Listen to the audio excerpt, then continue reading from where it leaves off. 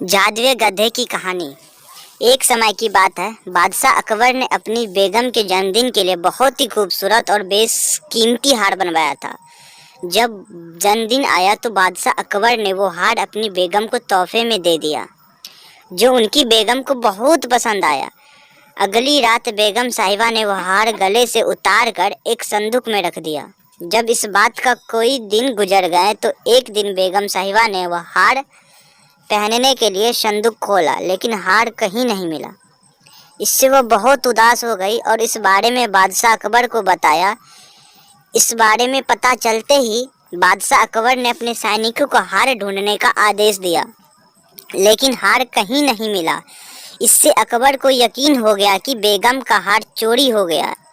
फिर अकबर ने बीरबल को महल में आने के लिए बुलावा भेजा। जब बीरबल आया तो अकबर ने सारी बात बताई और हार को खोज निकालने की जिम्मेदारी उसे सौंप दी। बीरबल ने समय व्यर्थ किए बिना ही राजमहल में कई काम करने वाले सभी लोगों को दरबार में आने के लिए संदेश भिजवाया। थोड़ी ही देर में दरबार लग गया। दरबार में अकबर और बेगम सहित सभी काम करने वाले हाजिर थे, लेकिन बीरबल दरबार में नहीं था।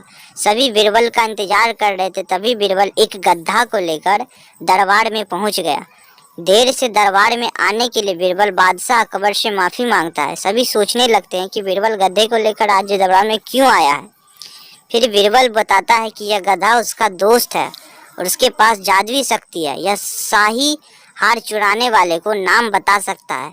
इसके बाद बीरबल जादुई गधे को सबसे नज़दीक वाले कमरे में ले जाकर बांध देता है और कहता है कि सभी एक एक करके कमरे में जाएं और गधे की पूंछ पकड़कर चिल्लाएं, जहाँ पना मैंने चोरी नहीं की है। साथ ही बीरबल कहता है कि आप सभी को आवाज़ दरबार तक आनी चाहिए। सभी के पूंछ पकड़कर चिल्लाने के बाद आखिर में गधा बताएगा कि चोरी किसने की है। इसके बाद सभी कमरे के बाहर एक लाइन में खड़े हो गए और एक एक करके सभी ने कमरे में जाना शुरू कर दिया। जो भी कमरे के अंदर जाता तो पूंछ पकड़कर चिल्लाना शुरू कर देता, जा पना मैंने चोरी नहीं की है। उसके बाद सभी का नंबर आ जाता है तो अंत में बीरबल कमरे में जाता है और कुछ देर बाद कमरे से बाहर आ जाता है। फिर बीरबल सभी काम करने वाले के पास जाकर उन्हें दोनों हाथ सामने करने को बोलता है और एक एक करके सभी के हाथ सूंघने लगता है। बीरबल की इस हरकत को देखकर सभी हैरान हो जाते हैं। ऐसे ही सूंघते सूंघते एक काम करने वाले का हाथ पकड़कर बीरबल जोर से बोलता है, जापना इसने चोरी की है। जापना ने कहा। यह सुनकर अकबर बीरबल से कहते हैं, तुम इतने यकीन के साथ कैसे कह सकते हो कि चोरी इस सेवक ने ही की है? क्या तुम्हें जादुई गधे ने इसका नाम बताया है? तब जाके बीरबल बोलता है, जापना यह गधा जादुई नहीं है, वह बाकी गधों की तरह साधारण गधा है। बस मैंने इस गधे की पूंछ पर एक खास तरह का इत्र लगाया है।